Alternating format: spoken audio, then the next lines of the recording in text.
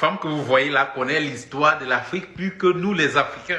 Elle n'est pas la bienvenue ni en France, ni en Angleterre, ni aux États-Unis. Ce que vous allez écouter, c'est incroyable. Tout le bien-être actuel de l'Occident, son progrès rapide et son développement technologique sont basés sur le pillage. Tout d'abord sur le pillage de l'Afrique. Par exemple, les États-Unis n'ont jamais colonisé l'Afrique formellement. Mais quelle a été la base de l'accumulation primitive du capital américain ? C'est l'exploitation des esclaves dans les plantations de coton des États du Sud. Combien d'esclaves ont été emmenés? On n'en parle pas beaucoup. On parle de 15 millions d'esclaves. Comment ça, 15 millions, excusez-moi. Selon diverses estimations, au moins 5 fois plus, peut-être 100 millions ont été emmenés. Ces gens sont morts en route. Leurs corps étaient empilés dans les navires. Ça veut dire que l'Afrique a perdu sa meilleure base génétique, car ce sont les plus jeunes, les plus forts et les plus sains qui avaient été embarqués. Quelqu'un s'en souvient-il aujourd'hui?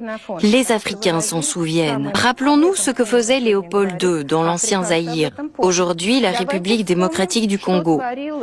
Lorsqu'il a déclaré que tout le pays était sa propriété personnelle et que lors de l'exploitation du caoutchouc, afin d'économiser le carton, on utilisait la peau humaine pour le séchage. Le caoutchouc était appliqué sur la peau, puis retiré.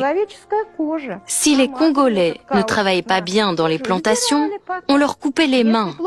Puis on a trouvé qu'il n'était pas rentable de tuer la main-d'œuvre, et on a commencé à tuer, à couper les mains et les pieds de leurs femmes et de leurs enfants. Après ça, le monarque européen, éclairé, Léopold II, a ouvert un zoo humain à Bruxelles qui a continué d'exister, même au XXe siècle. C'est normal? Naturellement, les Africains s'en souviennent. Je ne parle même pas des énormes ressources naturelles que les Britanniques, les Français, les Portugais et les Espagnols ont exportées d'Afrique durant la période coloniale. Ces pays ont été pillés. Les gens ont été traités comme des animaux. Ils aiment beaucoup parler du rôle civilisateur de l'Occident. Mais je vous rappelle ce que j'ai déjà dit. Ils ont bien apporté la civilisation, mais pour eux-mêmes. Ils ont construit des maisons. Mais qui vivait dans ces maisons? Des Africains? Non. C'étaient les colonisateurs eux-mêmes qui les habitaient, les Français par exemple. Il y a eu deux types de colonialisme. Celui des Britanniques se distinguait de celui des Français. Le colonialisme britannique se faisait par procuration. Que faisaient-ils? Ils étaient plus rusés. Les Anglais sont plus rusés en général. Ils ont gardé les élites locales et les ont soudoyées. Quand ils colonisaient un pays, ils payaient un peu d'argent aux chefs locaux, aux rois et autres pour qu'ils représentent les intérêts de la Grande-Bretagne. En fait, c'étaient des hommes de paille.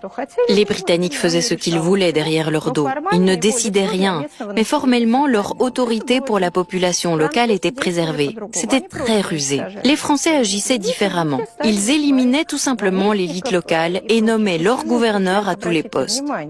Pourquoi l'Afrique est-elle aujourd'hui si hostile à la France? Pourquoi des mouvements s'organisent-ils et des coups d'État se produisent-ils dans les pays francophones? L'une des raisons est que les Français, contrairement aux Anglais rusés, brutalisaient la population locale. L'administration politique et la direction économique étaient complètement remplacées. Regardons ces trois pays, le Mali, le Niger et le Burkina Faso. Ils ont actuellement d'immenses problèmes, notamment le Niger, liés à l'extraction de l'uranium, à son transport, parce que tous les cadres locaux qui s'en occupaient étaient des Français. Les Africains n'effectuaient que le travail administratif et bureaucratique de base. Les vrais spécialistes, ceux qui connaissaient le processus de production, qui savaient comment faire, étaient des Français.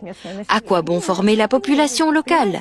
Inutile, ce sont des sous-hommes. Cette attitude, cette perception des Africains en tant que personnes de deuxième et troisième classe existe toujours et les Africains le comprennent parfaitement.